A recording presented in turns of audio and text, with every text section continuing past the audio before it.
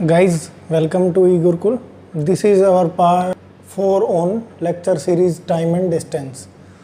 हमारा चैप्टर चल रहा है टाइम एंड डिस्टेंस का, उसका पार्ट 4 पढ़ेंगे आज हम. तो जैसा मैंने पिछली वीडियो में डिस्कस किया था कि आज हम देखने में तो बहुत बेसिक से क्वेश्चन लगते हैं वो कि एक ट्रेन किसी प्लेटफॉर्म को पार करने में इतना सेकंड लेती है और तो रेलगाड़ी की लंबाई बताओ या रेलगाड़ी की चाल बताओ, इस तरह के क्वेश्चन आते हैं. प्लेटफॉर्म कह देगा, कई बार वो इलेक्ट्रिक पोल बता देगा, क्या कोई व्यक्ति बता देगा. तो पहले हम कॉन्सेप्ट समझते हैं, उसके बाद फिर हम उसके क्वेश्चंस पे जाएंगे. ठीक है, कॉन्सेप्ट क्या है इसमें. देखो, मान लो ये कोई इलेक्ट्रिक पोल, ठीक है, इसको इलेक्ट्रिक पोल भी कह सकते हैं भाई, या कोई आदमी, ठीक है, या कोई ट्री, कुछ भी, मतलब जिसकी कोई लेंथ ना हो सके वो वाली चीज़ें हो सकती है कोई भी. ठीक है, इसको जब भी कोई ट्रेन, मान लो ये कोई ट्रेन है, बस ये थोड़ा सा कॉन्सेप्ट समझने के लिए है बस. मान लो इसको कोई भी ट्रेन जब भी पार करेगी, पार करने का मतलब क्या है कि मान लो ये यहाँ थी इसकी पोजीशन, इसको थोड़ा और आगे बढ़ा देते हैं. ठीक है, मान लो ये यहाँ थी ट्रेन, तो पार करने का मतलब क्या है कि ये ट्रेन यहाँ आ जानी चाहिए भाई, तभी तो इसको पार करा हुआ मानेगी. मान लो ये ड्राइवर सीट है, ठीक है, यहाँ पे, तो इलेक्ट्रिक पोल या किसी आदमी को ट्रेन पार कब करेगी, जब ट्रेन अपनी खुद की जो लेंथ है, लेंथ ऑफ ट्रेन, इतनी डिस्टेंस जब वो ट्रेवल कर लेगी, तब वो इलेक्ट्रिक पोल या खड़े हुए आदमी को या किसी पेड़ को पार कर जाएगी. तो इस केस में जब भी हम डिस्टेंस लेंगे, ठीक है, इलेक्ट्रिक पोल इस केस में जब भी डिस्टेंस रहेगा जो हमारा क्वेश्चन में, तो डिस्टेंस क्या रहेगा हमेशा भाई, लेंथ ऑफ ट्रेन.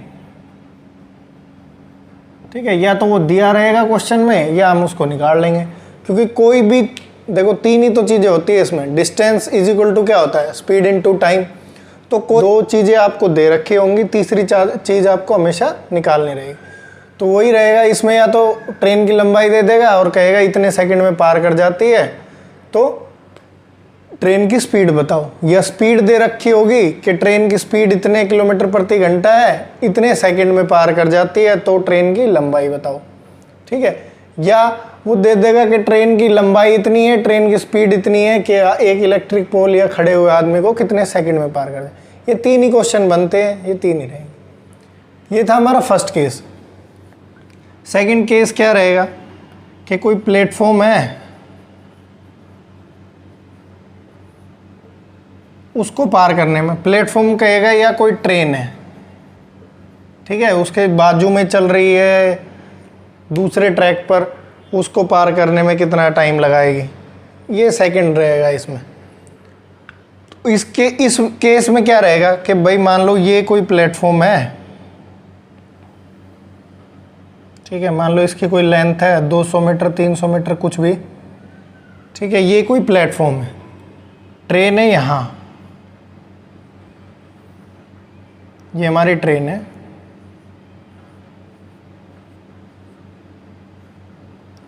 ठीक है, ये हमारी ट्रेन है, ये प्लेटफॉर्म है.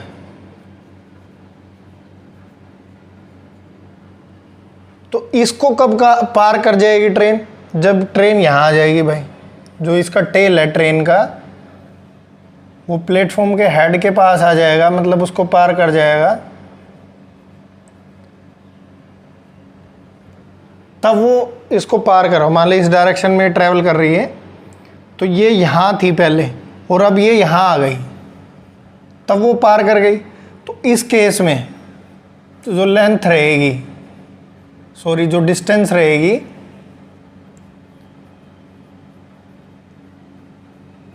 वो क्या रहेगी भाई, एक तो ट्रेन को खुद की लंबाई तो पार करनी ही करनी है इस केस में भी। देखो यहाँ पहले इसका हेड था, अब इसका टेल पार्ट यहाँ जाना चाहिए, तो खुद का जो पहले केस में हमने पढ़ा कि खुद की जो लेंथ रहेगी वो तो पार करनी ही करनी है। सेकंड क्या, जो प्लेटफॉर्म है भाई उसकी भी अब लेंथ है, ठीक है, वो भी कितनी लंबाई का है, 100 मीटर 200 मीटर जो भी दे रखा हो, वो भी इसको पार करना है। तो इस केस में जो ये डिस्टेंस ट्रेवल करेगी, लेंथ ऑफ ट्रेन तो रहेगा ही रहेगा, ठीक है, प्लस लेंथ ऑफ प्लेटफॉर्म, बाकी चीज़ें सेम रहेंगी। इस केस में बस ध्यान रखना कि जब भी डिस्टेंस आप जो कैलकुलेट करोगे वो ये रहेगी, ठीक है। थर्ड केस पढ़ते हैं अब। थर्ड केस क्या रहेगा भाई, थर्ड केस रहेगा ट्रेन वाला। मैंने वो उसी में बता दिया था, लेकिन इसमें थोड़ी चीज़ें अलग हैं, वो अभी बताऊंगा। मान लो ये कोई ट्रेन है, ठीक है, थोड़ी ड्राइंग ख़राब है भाई, काम चला लेना। ये कोई ट्रेन है, ये मान लो इस डायरेक्शन में जा रही है, स्टेशनरी भी खड़ी है। फर्स्ट केस ले लेते हैं चलो स्टेशनरी का, कि ये कोई ट्रेन खड़ी है,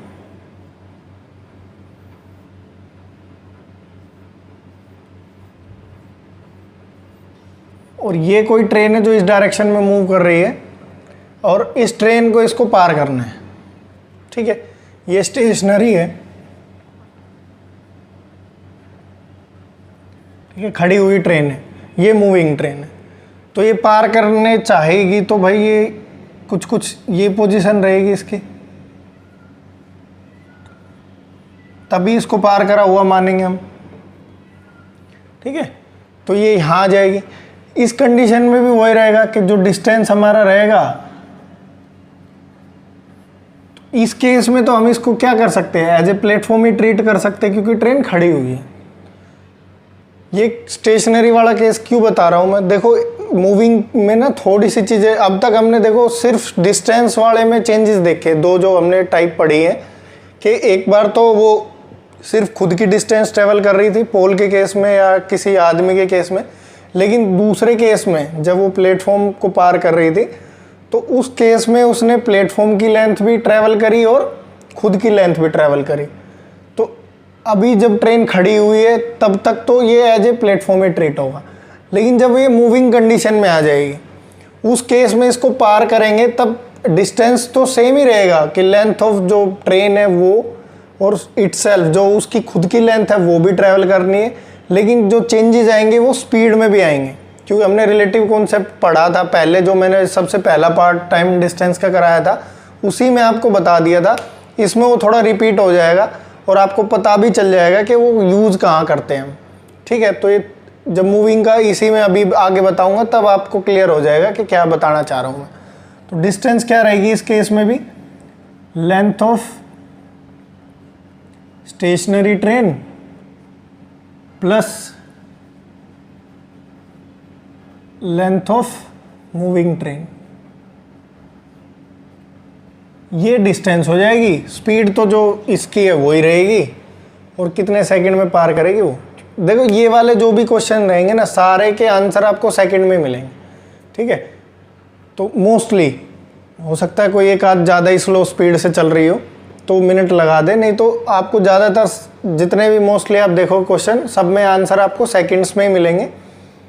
तो हमें थोड़े चेंजेस भी करने पड़ेंगे, अभी जब क्वेश्चंस करेंगे तब देखेंगे कि जो हमने वो सबसे पहले पार्ट में पढ़ा था कि किलोमीटर पर आवर को मीटर पर सेकंड में कैसे बदलते हैं, वो वाला कॉन्सेप्ट भी इसी तरह के टॉपिक इसी तरह के क्वेश्चंस में हम यूज़ करते हैं। ये देखने में थोड़े आसान लगते हैं, लेकिन जो सीजीएल के अलावा जो भी हमारे COD ग्रुप के जैसे अभी हरियाणा में निकले हुए हरियाणा पुलिस वगैरह के फॉर्म या पटवारी के या और भी ग्राम सचिव वगैरह के फॉर्म निकले हुए हैं, तो उसमें जब भी आप क्वेश्चन करने जाओगे तो आपको इसी तरह के क्वेश्चंस नज़र आएंगे। देखने में थोड़े आसान लगते हैं और है भी वैसे तो आसान, लेकिन थोड़ा सा आपको उस पर प्रैक्टिस करनी पड़ेगी और मेरी वीडियो से आपको काफ़ी हेल्प मिलेगी कि हाँ आपको क्या क्या गलतियाँ नहीं करनी है। यहाँ से ये हो गया। फोर्थ केस लगा लो कि जब आपको मूविंग ट्रेन को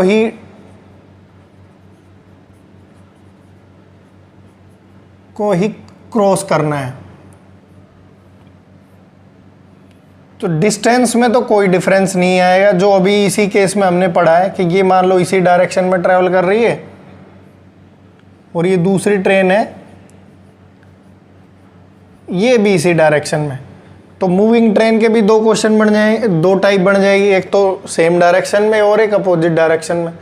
तो वो रिलेटिव कॉन्सेप्ट मैंने आपको पढ़ाया था पहले, चलो वही डिस्कस कर लेते हैं। रिलेटिव स्पीड मैंने आपको बताई थी। आप नॉर्मल अपनी नॉर्मल लाइफ में भी देखते होंगे ये चीज़ें, जो लोग व्हीकल चलाते या नहीं भी चलाते तो बैठे तो ज़रूर होंगे दूसरे व्हीकल के पीछे या उसके अंदर गाड़ी वगैरह में। तो अब देखते हो जब भी आप किसी, जो गाड़ी आपके, मान लो ये कोई गाड़ी है, ठीक है, और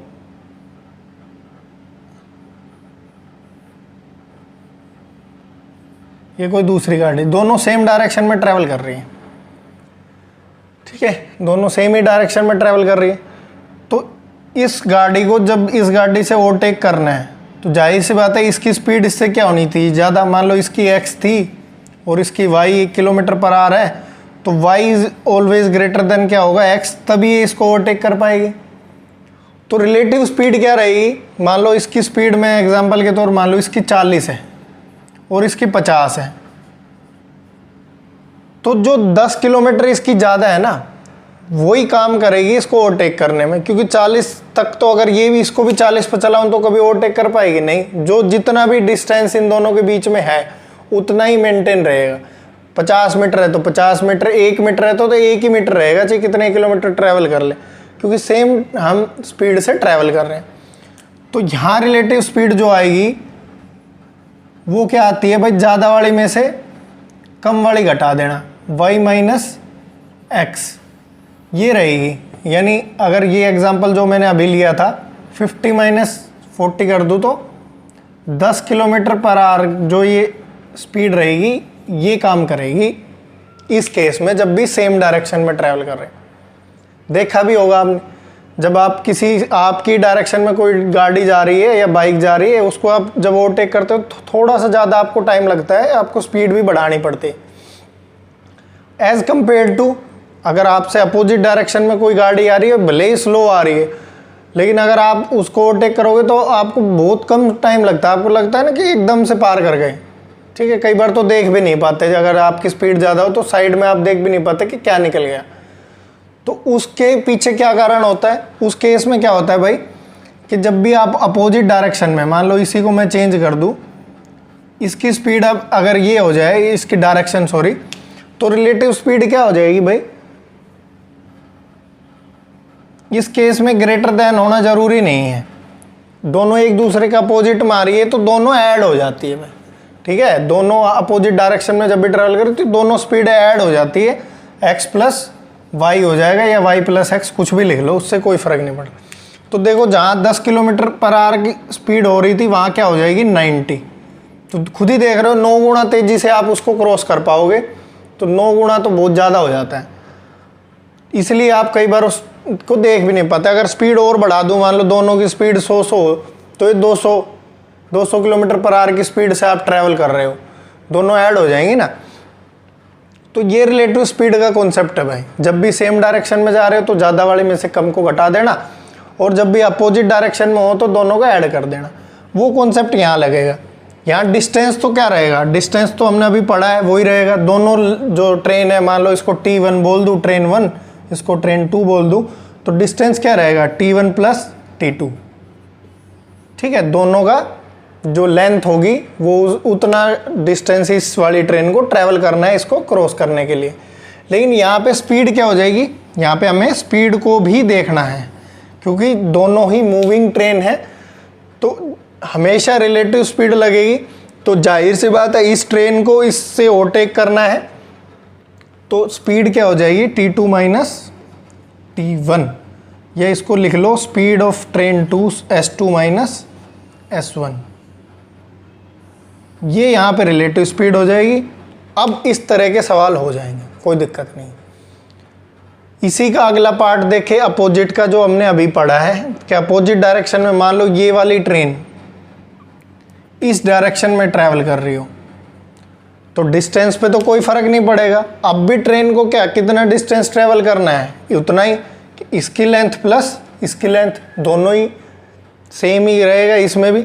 लेकिन जहाँ स्पीड की बात आ जाएगी कि रिलेटिव स्पीड क्या होगी, तो अपोजिट के केस में हमने अभी पढ़ा है कि दोनों स्पीड आपस में क्या हो जाती है, ऐड।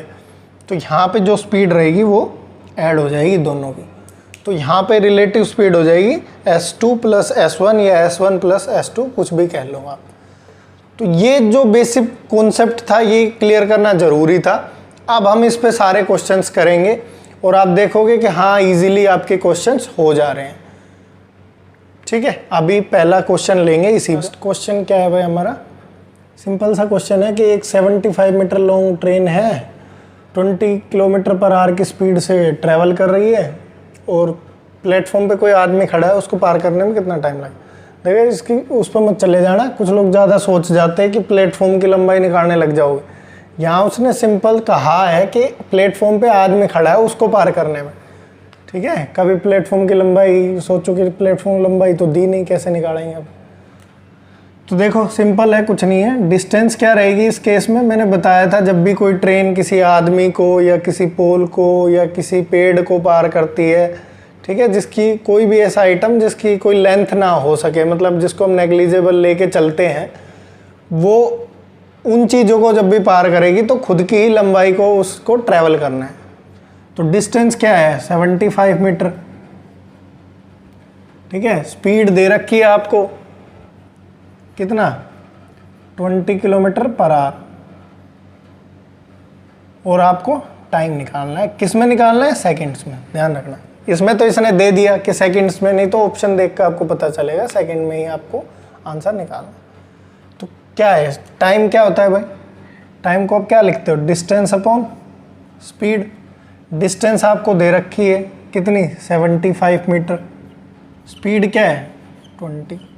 बस अब एक चीज़ ध्यान रखना कि ये किलोमीटर पर आवर में है, ये मीटर में है, और आंसर आपको चाहिए सेकंड में। तो आपको पता है कि आपको किलोमीटर पर आवर से किस में जाना पड़ेगा भाई, मीटर पर सेकंड में। मैंने पहले पार्ट में बताया भी था, ये क्या है, बड़ी यूनिट, हम इसको बड़ी यूनिट कहते हैं। बड़ी से जब भी छोटी में जाओगे तो किससे मल्टीप्लाई करना है, 5/18 से, यानी बड़ी वाली संख्या से भाग करोगे तभी तो छोटा करोगे। तो 5/18 से इसको मल्टीप्लाई करोगे तो 5 तो यहाँ रह जाएगा, बटे वाला 18 कहाँ है, ऊपर से चला है। ठीक है, तो जितना कटे उतना काट लो। 15 × 75, 5 × 20, 5 × 15, 2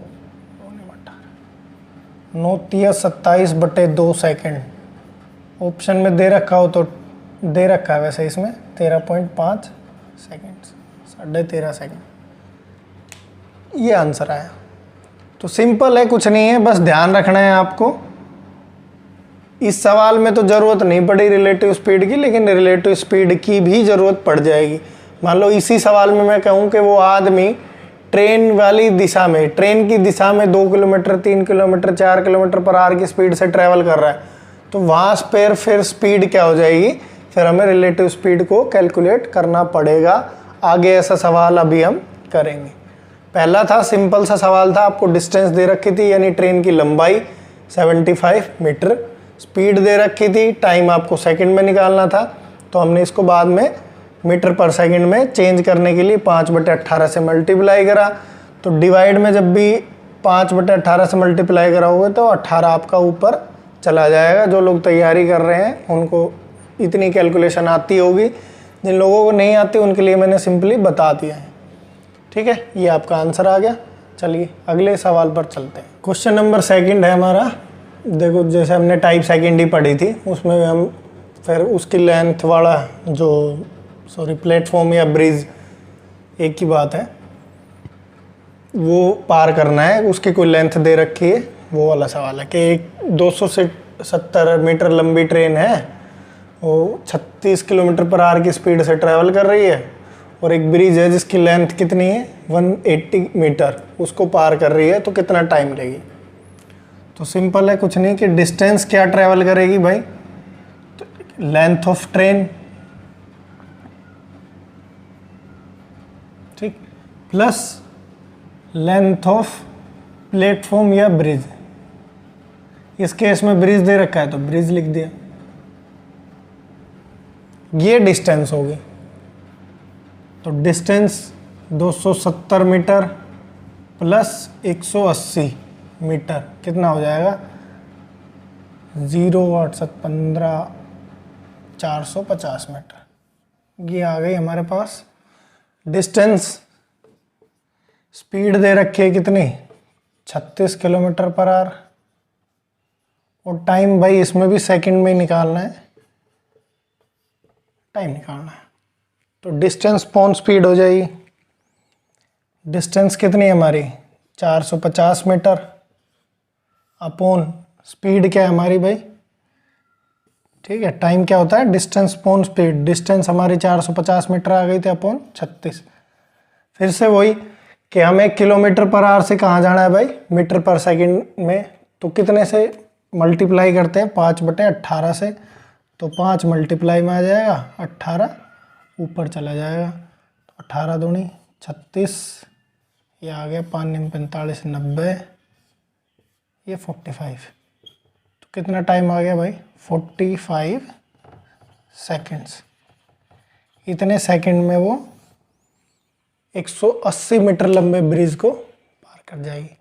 तो देख ही रहे होगे आप लोग कितना सिंपल है। बस आपको चीज़ें पता होनी चाहिए कि इस केस में डिस्टेंस क्या रहेगी और स्पीड। तो अभी तक तो कोई चेंज नहीं हुआ स्पीड में।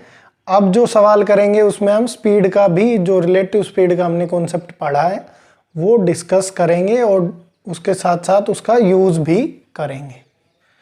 थर्ड क्वेश्चन क्या है हमारा, कह रहा है कि एक 500 मीटर लंबी ट्रेन एक आदमी को जो कि 3 किलोमीटर पर आवर की स्पीड से ट्रेन की ही डायरेक्शन में मूव कर रहा है। मतलब देखो, डायरेक्शन ऑफ मूविंग ट्रेन, मतलब जिस डायरेक्शन में ट्रेन जा रही है उसी डायरेक्शन में, ठीक है। मूविंग टुवर्ड्स ट्रेन नहीं है, उसी डायरेक्शन में 3 किलोमीटर पर आवर की स्पीड से जा रहा है। अगर ट्रेन की स्पीड 63 किलोमीटर प्रति घंटा हो तो कितना टाइम लेगी भाई उस आदमी को पार करने में। तो यहाँ देखो हमने पढ़ा है कि डिस्टेंस तो क्या रहेगी भाई, डिस्टेंस तो एक आदमी को या किसी पोल को पार करती है, ठीक। भले ही आदमी मूविंग कंडीशन में हो तो डिस्टेंस तो क्या रहेगी, लेंथ ऑफ ट्रेन ही रहेगी,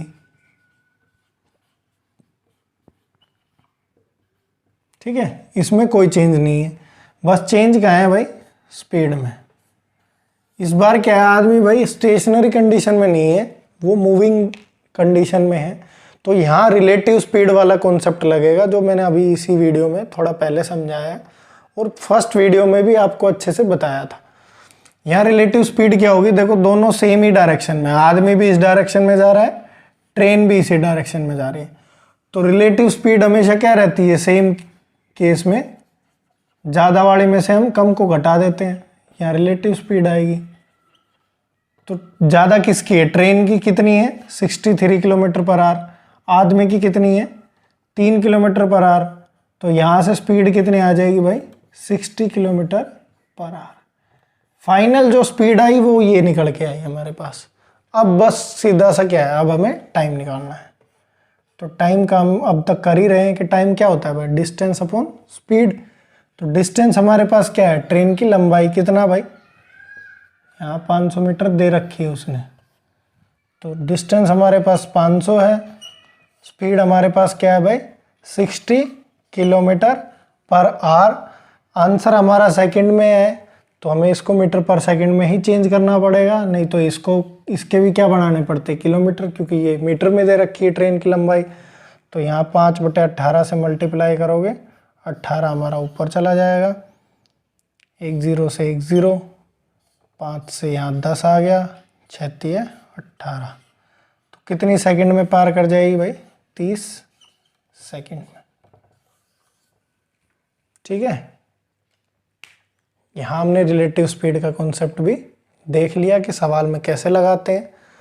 अब आगे इसी के 1-2 सवाल और करेंगे, फिर ये वाले टाइप भी हमारी कंप्लीट हो जाएगी।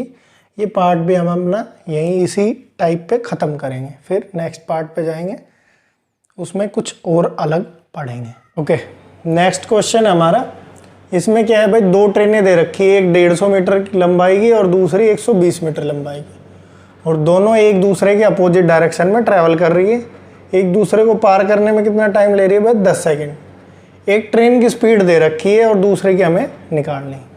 तो सिंपल है, इसमें भी कुछ नहीं है, हमें पता ही है डिस्टेंस क्या होता है, length of T1 plus length of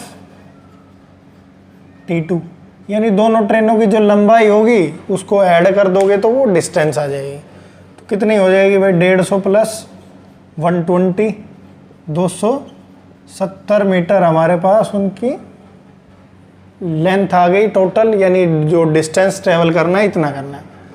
speed, अब देखो दोनों एक दूसरे के अपोजिट डायरेक्शन में ट्रेवल कर रही है और दोनों ही मूविंग कंडीशन में है, तो रिलेटिव स्पीड का कॉन्सेप्ट लगेगा। तो रिलेटिव स्पीड क्या हो जाएगी, एक दोनों की आपस में ऐड, तो पहली की मैं x मान लेता हूँ, दूसरी की दे रखी है इतने किलोमीटर पर आवर। ठीक है भाई, इतने किलोमीटर पर आवर आ गई। उसके बाद टाइम क्या दे रखा है, कितने सेकंड, 10 सेकंड।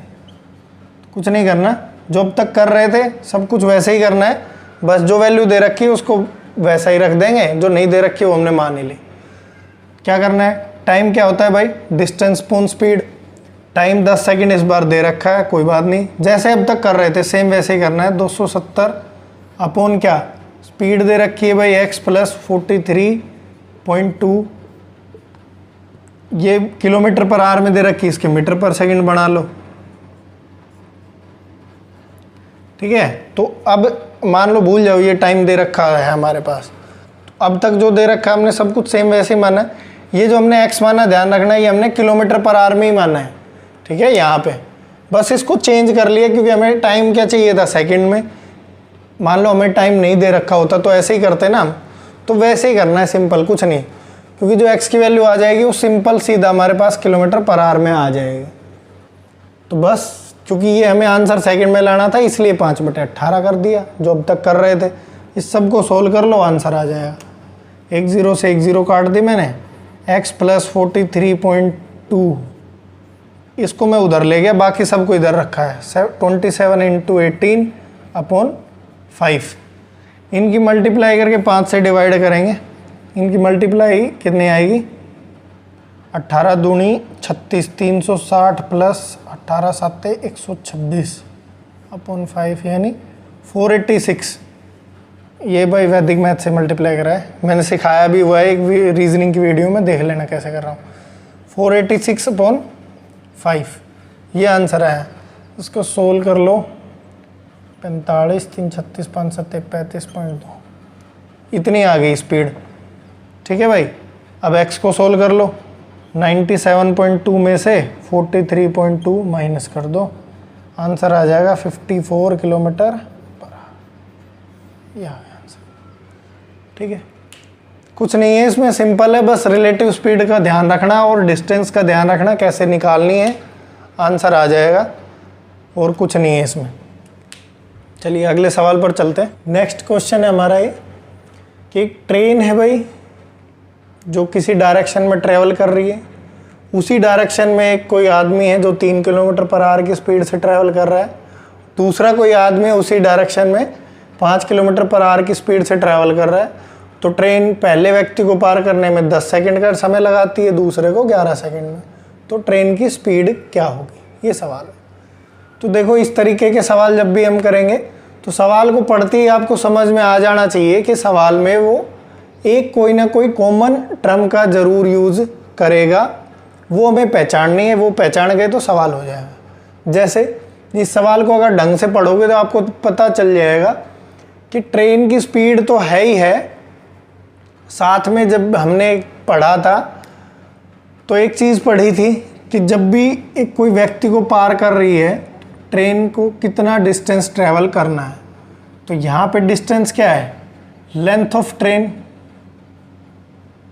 ठीक है, लेंथ ऑफ ट्रेन हमारा क्या है, फर्स्ट केस में भी सेम है, सेकंड केस में भी सेम है, क्योंकि व्यक्तियों को पार कर रही है। स्पीड में वेरिएशन आ रहा है, क्यों, क्योंकि रिलेटिव स्पीड का कॉन्सेप्ट है, एक बार स्पीड कुछ चेंज हो जाएगी, एक बार कुछ चेंज हो जाएगी। ट्रेन की तो सेम है लेकिन इसमें रिलेटिव स्पीड का कॉन्सेप्ट लगेगा। तो स्पीड हमारी कॉमन नहीं है, क्या कॉमन है?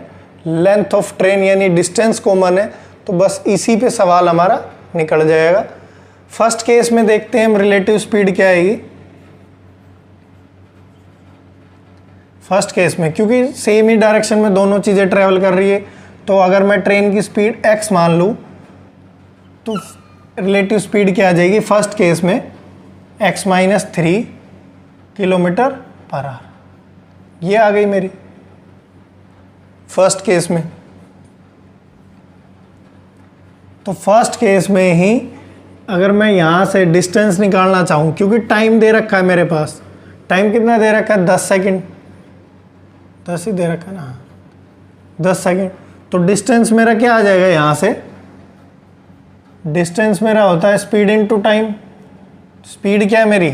x माइनस 3, ठीक है, इंटू 10। ये डिस्टेंस आएगी मेरी, ठीक है भाई। इसको 5/18 से और करना पड़ेगा तब करना पड़ेगा, ठीक है। ये आ गया। उसके बाद दूसरे केस में, सेकंड केस में क्या रहेगा? सेकंड केस में मेरा क्या रहेगा भाई? जो रिलेटिव स्पीड रहेगी वो क्या रहेगी? ट्रेन की स्पीड तो x ही है, लेकिन आदमी की स्पीड क्या हो गई? 3 से क्या हो गई? 5। दूसरा आदमी, तो ये वाली स्पीड आ गई दूसरे केस में रिलेटिव स्पीड। और दूसरे केस में अगर ये t1 मान लूँ तो t2 क्या लग रहा है दूसरे केस में भाई? 11 सेकेंड। तो सेकंड केस में मेरी डिस्टेंस क्या आएगी? डिस्टेंस तो वही है, स्पीड इनटू टाइम। तो यहाँ से स्पीड कितनी थी? x माइनस 5 इंटू 11, और इसको भी पर सेकेंड बढ़ा, ये आ गए, ठीक है भाई।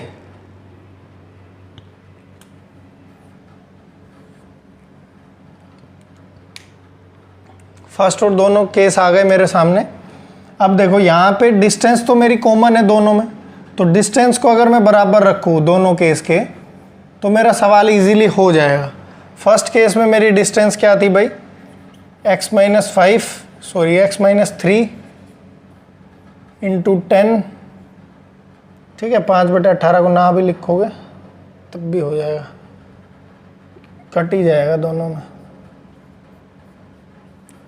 दूसरे में क्या है? x माइनस 5 इंटू 11 इंटू 5/18, ठीक है। इससे ये कैंसिल आउट, बस और तो कुछ नहीं हो रहा। 10x माइनस 30 बराबर 11x माइनस 55। तो x की वैल्यू क्या आ जाएगी? माइनस का 30 प्लस का 55, x बराबर मेरा आ गया 25। और मैंने x माना किस में था? किलोमीटर पर आवर में। तो आंसर भी मेरा क्या आएगा? किलोमीटर पर आवर में, ठीक है। ये सिर्फ समझाने के लिए लिख दिया मैंने, नहीं भी लिखोगे तो कोई दिक्कत नहीं, क्योंकि दोनों में अगर आप सेम ही चीज़ वो कर रहे हो तो वो आपको पता है कैंसिल आउट हो जाएगी, लेकिन आप लोग मान लेना, ठीक है। आगे आंसर आपका 25 किलोमीटर पर आवर। इसी में कई बार ना वो बस पहचानने की ज़रूरत रहेगी, कई बार आपका वो स्पीड का कॉमन लेके चलेगा।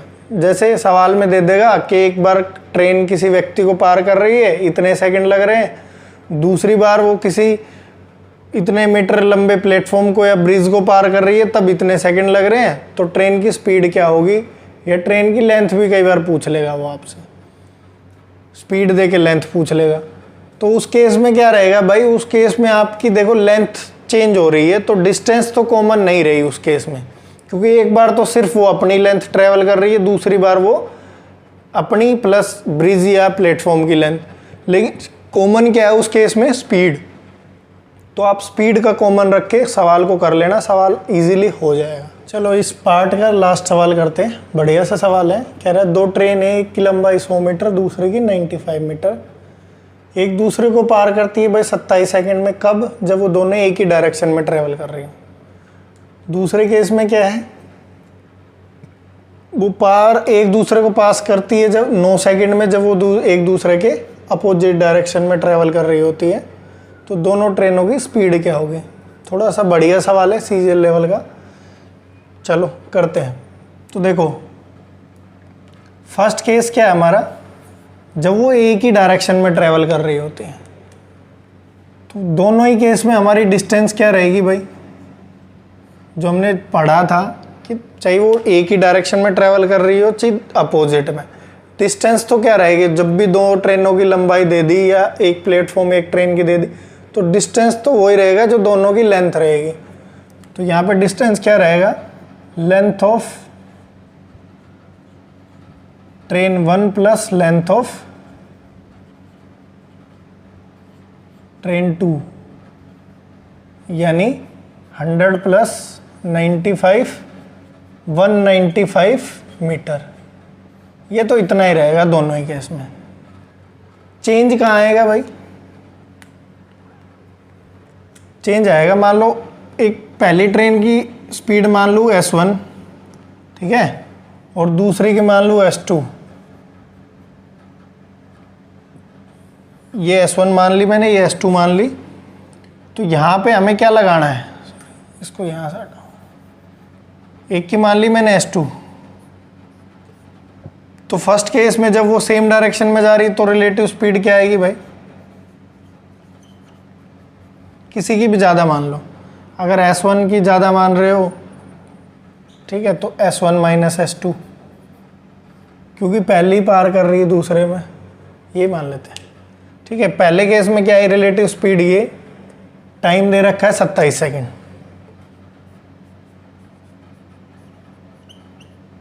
ये दे रखा है, तो इसी पे सवाल करेंगे हम। क्या आएगा सवाल में? डिस्टेंस क्या रहेगी मेरी?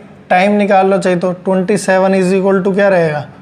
डिस्टेंस क्या थी? 195 upon S1 minus S2 into 5/18 करोगे, ये आएगा। ठीक है, S1 S2 को इधर रख लो। S1 माइनस S2, काटेंगे कुछ? काट लो। 9 दूनी 18, 9 तिया 27, 3 छिंग 18, 3 पंजे 15,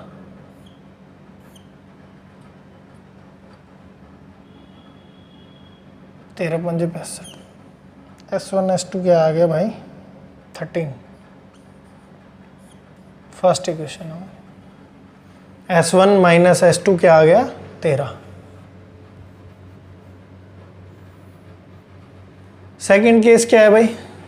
जब वो दोनों एक दूसरे के अपोजिट डायरेक्शन में ट्रैवल कर रहे हैं, तो डिस्टेंस तो क्या रहेगा? सेम ही रहेगा, 195। रिलेटिव स्पीड क्या आ जाएगी? S1 प्लस S2, क्यों दोनों एक दूसरे के अपोजिट में ट्रैवल कर रही। टाइम दे रखा है उसने कितना? 9 सेकंड। तो इससे कर दो। 9 इज इक्वल टू क्या आ जाएगा? 195 अपॉन S1 प्लस S2, 5/18, 9 दूनी 18, 5 से काट लो, 5 तिया 15, 5 9 45। तो S1 प्लस S2 क्या आ गया मेरा? 78। ये आ गया सेकेंड। अब या तो दोनों को जोड़ दो, जोड़ ही दो। अगर मैं इसमें S1 माइनस S2 जोड़ूं तो यहाँ से कितना आया था? 13। ठीक है, तो ये कट जाएगा, तो 2S1 क्या आ जाएगा मेरे पास? 19। S1 आ गया मेरे पास 91/2, 45.5 किलोमीटर पर। ठीक है, अब इसमें को इसकी वैल्यू पुट कर देना, दूसरे का आंसर आ जाएगा। ठीक है, फर्स्ट में सेकंड में पुट कर दो। जहाँ मर्जी, दोनों की पूछी है ना, एक की तो आ गई मेरे पास, दूसरे की निकाल दो। तो 78 माइनस 45.5 करोगे तो यहाँ से आ गया 5